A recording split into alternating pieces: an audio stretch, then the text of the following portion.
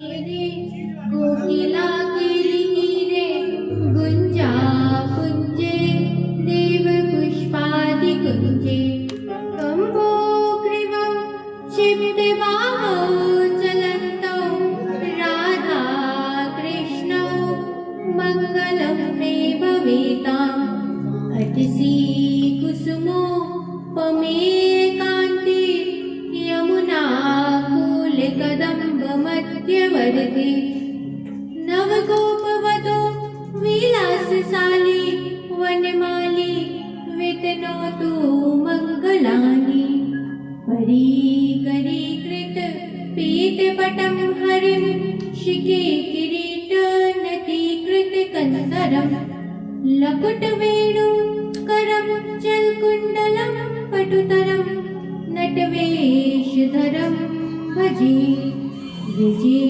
वसन्तं नवनीतचौरं गोपाङ्गनानामनुकूलचौरम् अनेकजन्मार्जितपापचौरं चौराग्रगण्यं पुरुषं नमामि श्रीहंसञ्च सनत्कुमारप्रवतीं वीणाधरं नारदं निम्बादित्यगुरुं च द्वादश गुरुन् श्रीश्रीनिवासादिकान् वन्दे सुन्दरभट्टदेशिकमुखान् वश्वेन्दुसङ्ख्यायुतान् श्रीव्यासादरिमध्यगाच्च परिता सर्वान् गुरुन् सादरम् हे निम्बार्कदयानिधे गुणनिधे हे भक्तचिन्तामणे हे आचार्य शिरोमणे मुनिगणे रामेज्ञपादाम्बुज हे सृष्टिस्थिति पालका प्रभवना हे नाथ मायाधिप हे गोवर्धन कन्दरालय विभो मां पाहि सर्वेश्वर कस्तूरी तिलकं ललाटपटले वक्षस्थले कौस्तुभं नासाग्रे वरमुक्तिकङ्कणतले वेणुकरे कङ्कणम् सर्वाङ्गे हरिचन्दनं सुललितं कण्ठे च मुक्तावले गोपास्त्रीपरिवेष्टितो विजयते गोपालचूडामणि भक्तिभक्त भगवन्त गुरु चतुर्नाम बपुए तिनके पदवंदन किए नाशत विघ्न अनेक नाशत विघ्न अनेक।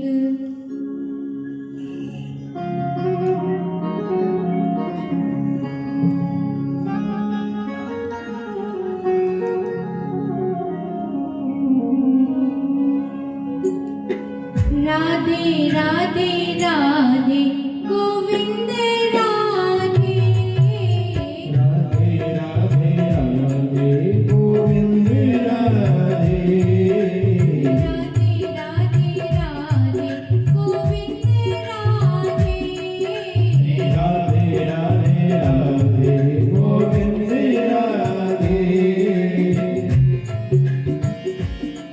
गोविंद राधे गोपाल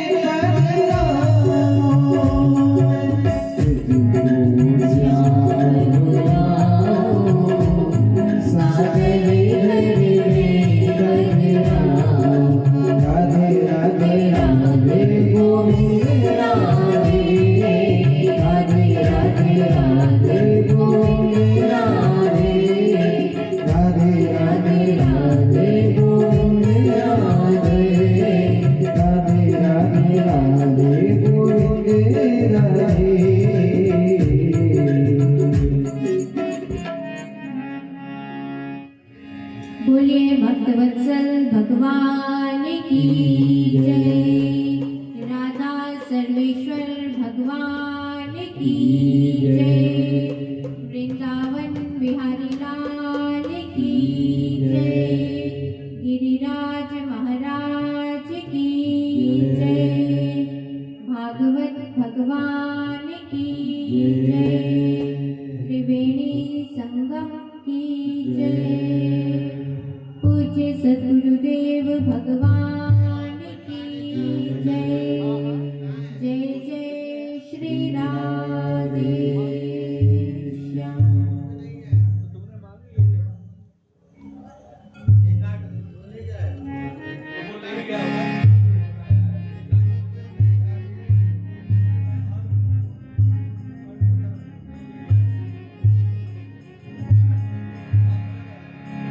मेरा छोड़ दे दुपट्टा नंदलाल, सवेरे दही लेके आओगी। मेरा छोड़ दे तो पट्टा नंदलाल, सवेरे दही लेके आऊंगी। मेरा छोड़ दे दुपट्टा नंदलाल, सवेरे दही लेके आऊंगी।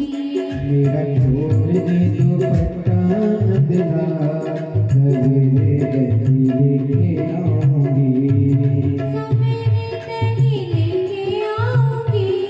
सवेरे दही लेके आऊंगी। सवेरे दही लेके आऊंगी। मेरा छोड़ दे दुपट्टा नंदलाल, सवेरे दही लेके आऊंगी।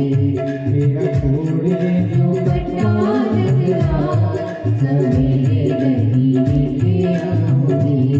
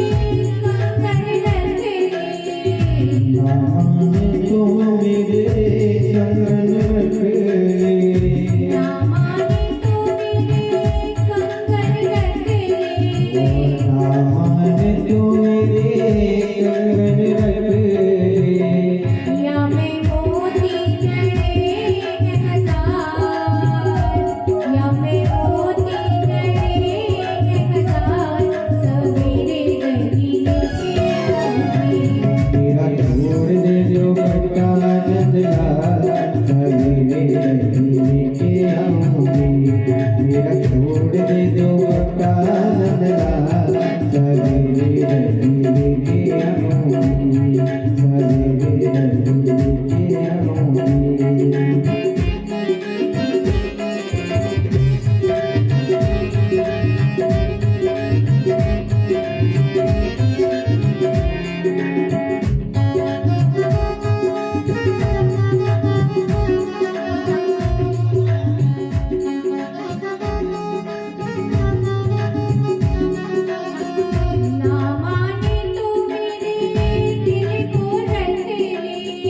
ना माने तो मेरे दिल को रख ले, ना माने तो मेरे दिल को रख ले ना माने तो मेरे दिल को रख ले, ना माने तो मेरे दिल को रख ले या मैं बैठे बिहारी लाल, या मैं बैठे बिहारी लाल, सवेरे दही लेके आऊंगी मेरा छोड़ दे दुपट्टा नंदलाल सवेरे दही लेके आऊंगी सवेरे दही लेके आऊंगी सवेरे दही लेके आऊंगी। बोलिए भक्तवत्सल भगवान की जय। जय जय श्री राधे श्याम। कल हम लोग कथा में श्रवण कर रहे थे, जैसे ही राजा परीक्षित को शाप लगा और वह आमरण अनशन का व्रत लेकर गंगा जी के किनारे बैठे, तब वहां पर शुकदेव जी का आगमन हुआ। उस समय शुकदेव जी की शोभा उस सभा में ऐसी हो रही थी जैसे तारों में आकाश में तारों के बीच में चंद्रमा कैसे शोभायमान होता है, उसी प्रकार सभी ऋषि महर्षियों के बीच में शुकदेव जी वैसे ही चंद्रमा के समान शोभायमान हो रहे थे। राजा परीक्षित ने उनसे प्रश्न किया कि जो जिसकी मृत्यु अत्यंत निकट है उसे क्या करना चाहिए। फिर द्वितीय स्कंद से शुकदेव जी ने कहना प्रारंभ किया। शुकदेव जी ने कहा, वर्याने ते प्रश्न कृतो लोकहितं नृप आत्मवित् सम्मतः पुंसं सोतव्याधिषु यः परः। शुकदेव जी ने कहा, राजन, आपने बड़ा ही उत्तम प्रश्न किया है। ऐसे प्रश्नों का महापुरुष बड़ा आदर किया करते हैं।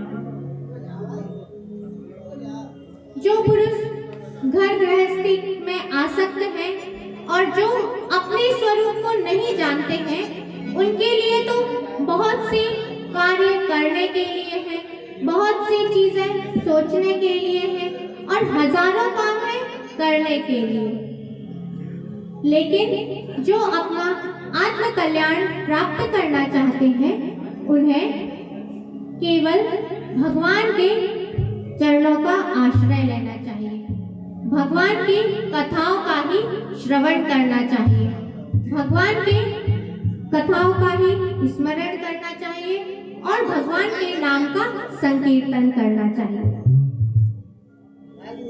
अब मैं आपको इदं भागवतं नाम पुराणं ब्रह्म संहितं अधीतवान् द्वापराधौ पितृद्वैपायनादः।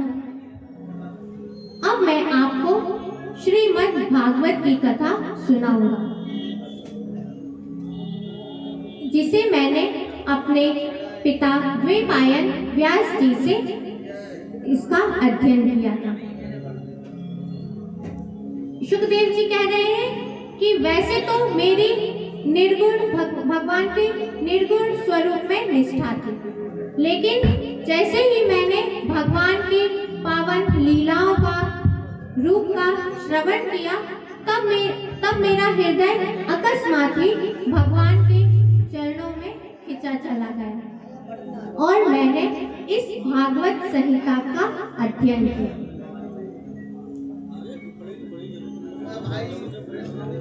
फिर कह रहे हैं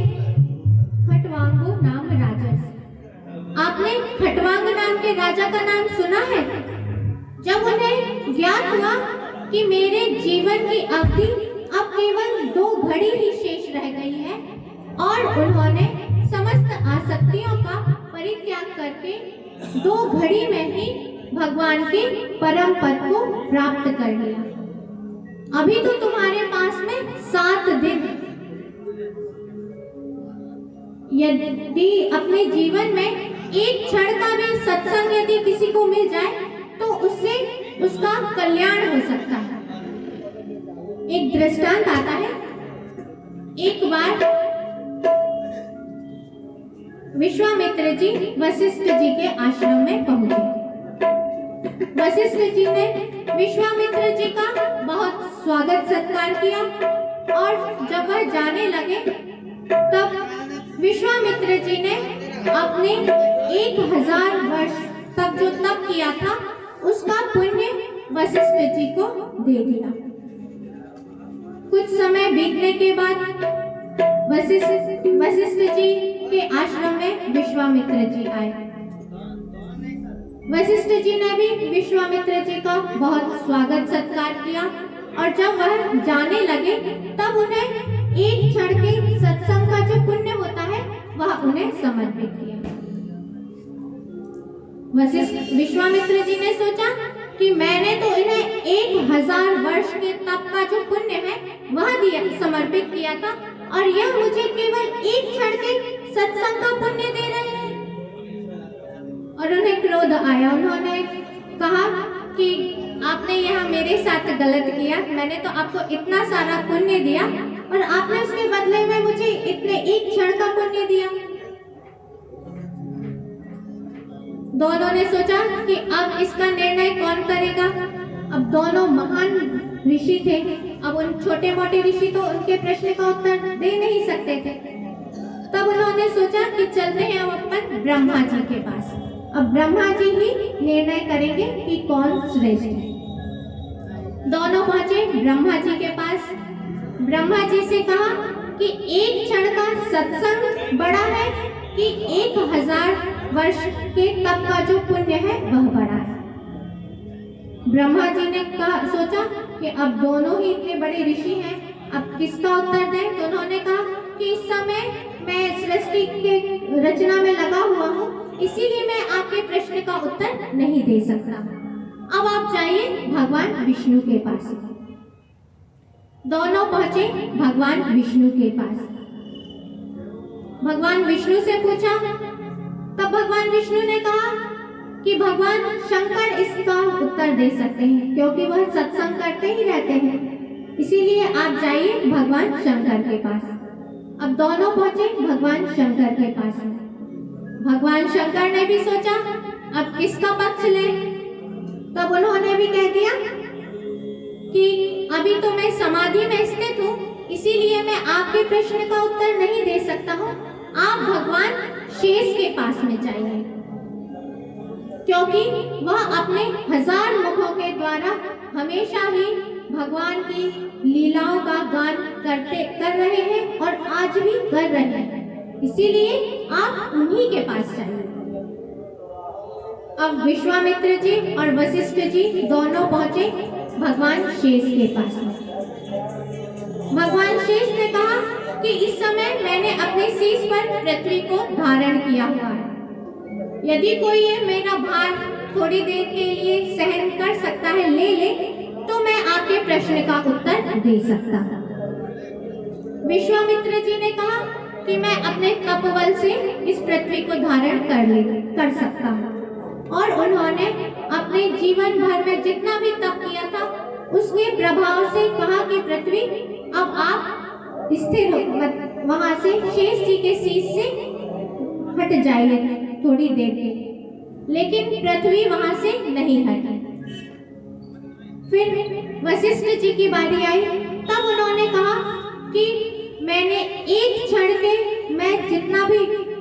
के सत्संग से जो पुण्य है उस पुण्य के प्रभाव से मैं पृथ्वी को धारण कर लूंगा।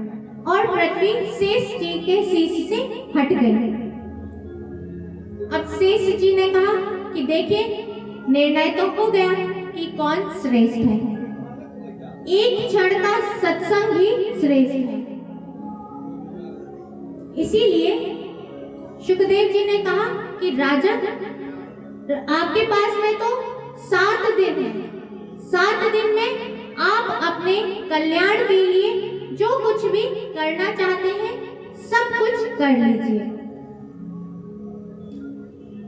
फिर आगे शुकदेव जी ने बतलाया कि मनुष्य का जब मृत्यु का समय आता है उस समय मनुष्य को घबराना नहीं चाहिए और वैराग्य की शस्त्र से इस शरीर से जितने भी संबंधी हैं उन सबका से जो मोह है उस मोह को इस वैराग्य रूपी शस्त्र से काट डालें और एकांत प्रदेश में चले जाएं, किसी तीर्थ में चले जाएं, वहां पर एकांत में रहें और तीर्थ के जल में स्नान करें और वहां पर स्वच्छ आसन बिछाकर समाधि लगाकर ओम इस मंत्र का जप करें।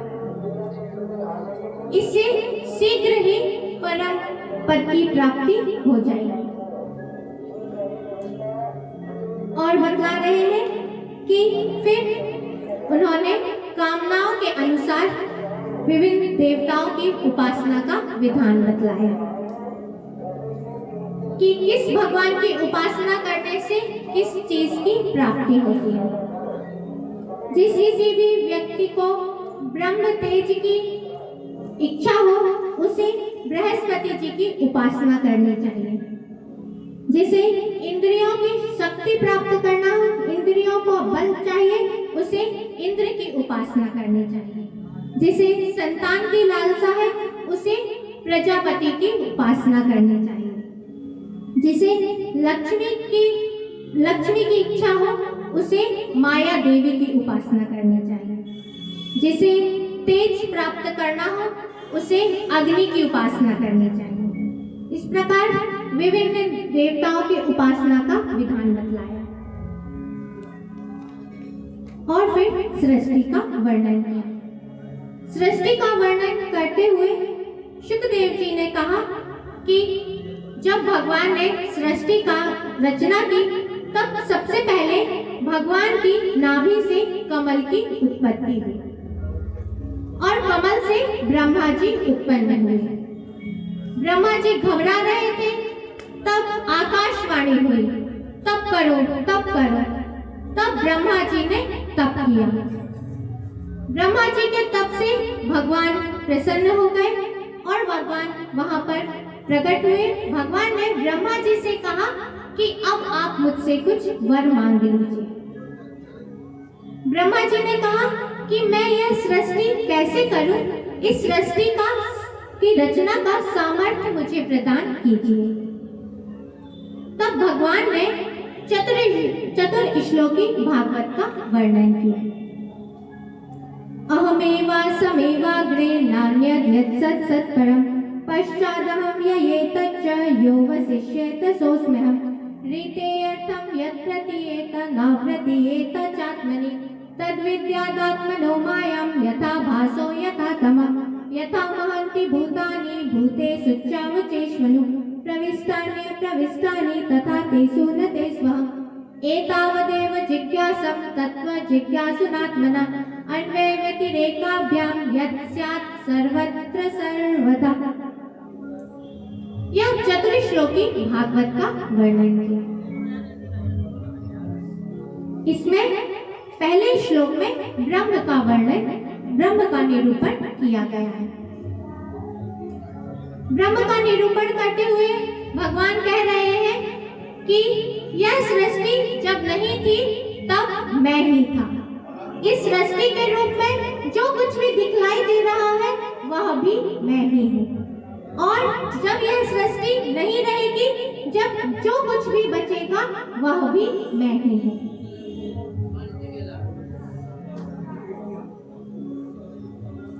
फिर यहाँ पर एक उपनिषद में एक कथा आती है। एक बार देवासुर संग्राम हुआ जिसमें देवताओं की विजय हुई।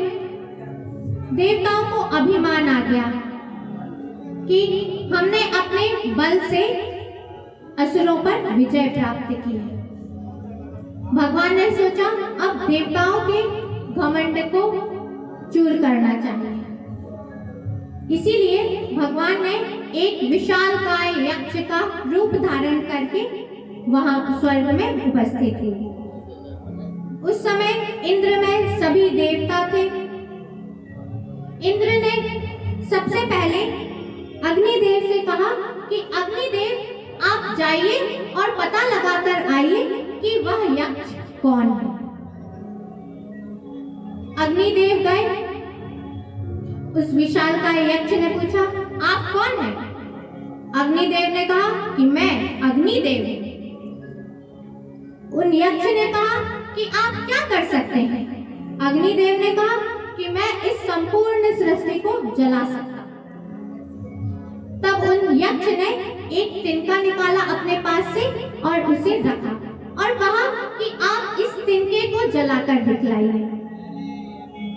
अग्निदेव ने अपनी पूरी शक्ति लगा दी, लेकिन उस तिनके को नहीं जला सका और वापस इंद्र की सभा में आए। इंद्र ने पूछा अग्निदेव आप पता लगाकर आए कि वह यक्ष कौन है? अग्निदेव ने कहा कि मैं नहीं पता लगा पाया कि वह यक्ष कौन है। फिर वायुदेव से कहा कि वायुदेव अब आप जाइए, आप पता लगाकर आइए कि वह यक्ष कौन है। वायुदेव गए और यक्ष ने फिर वही प्रश्न किया कि आप कौन हैं? वायुदेव ने कहा कि मैं वायुदेव हूं। आप क्या कर सकते हैं? वायुदेव ने कहा कि मैं इस पूरी सृष्टि को उड़ा सकता हूँ, इतनी शक्ति है मुझे। फिर यक्ष ने फिर वही तिनका दिया और कहा कि अब आप इस तिनके को उड़ाकर दिखलाइए। वायुदेव ने अपनी पूरी शक्ति लगा दी, लेकिन उस तिनके को नहीं उड़ा पाए और इंद्र की सभा में पहुंचे। इंद्र ने पूछा कि वायुदेव आप पता लगाकर आए कि वह यक्ष कौन है? वायुदेव ने भी कहा कि मैं नहीं पता लगा पाया कि वह यक्ष कौन है। इंद्र ने सोचा कि जब अग्निदेव वायुदेव पता नहीं लगा पाए तो अब मुझे ही जाना चाहिए पता लगाने के लिए। अब इंद्र स्वयं गए पता लगाने के लिए और जैसे ही इंद्र वहां पर पहुंचे तो भगवान के रूप में जो विशालकाय यक्ष थे वो वहां से अंतरित हो गए और उनकी जगह में वहां पर पार्वती जी अंबिका देवी प्रकट हुई। इंद्र ने अंबिका देवी को प्रणाम किया और उनसे पूछा कि अब आप बतलाइए कि वह विशालकाय यक्ष कौन था। अंबिका देवी ने कहा कि आप लोगों को अभिमान हो गया था कि आप लोग सर्वशक्तिमान हैं। भगवान की शक्ति के बिना किसी के पास भी यह शक्ति नहीं है कि वह कुछ कार्य कर सके। इस शरीर में भी जो शक्ति है वह भगवान की ही शक्ति है। यदि भगवान इस शरीर से निकल जाए तो सभी इंद्रियां होते हुए भी कोई कार्य नहीं कर सकते।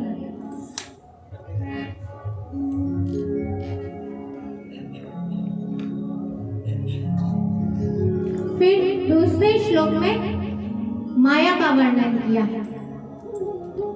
माया कहते हैं जो है नहीं और दिखलाई दे। वास्तव में मेरे अतिरिक्त जो अनिर्वचनीय वस्तु मेरे अतिरिक्त मुझ परमात्मा में दो चंद्रमा के भांति मिथ्या ही प्रतीत होती है। जैसे आकाश में दो चंद्रमा नहीं होते हैं, लेकिन जल में यदि चंद्रमा का प्रतिबिंब दिखलाई दे तो दो चंद्रमा दिखलाई देते हैं, लेकिन वास्तव में चंद्रमा एक ही है। उसी प्रकार मेरी राहु की भांति जो मेरी प्रतीति नहीं होती है उसे मेरी माया ही समझनी चाहिए। तीसरे श्लोक में पंच तत्व का वर्णन, पंचभूत का वर्णन किया गया है। इस पृथ्वी में जितने भी वस्तुएं हैं वह सब पंचभूत से बनी है और सभी में पंचभूत व्यक्त भी है और सबसे पृथक भी है। तत्व के जिज्ञासुओं को केवल इतना जान जाना चाहिए कि अन्वय की रीति से और व्यतिरेक की रीति से यह ब्रह्म नहीं है, यह ब्रह्म नहीं है, इस प्रकार निषेध से, और यह ब्रह्म है, यह ब्रह्म है, इस प्रकार अन्वय की रीति से यही सिद्ध होता है कि सर्वत्र भगवान ही है। बोलिए भक्तवत्सल भगवान की जय। पूज्य सद्गुरुदेव भगवान की जय। जय जय श्री राम।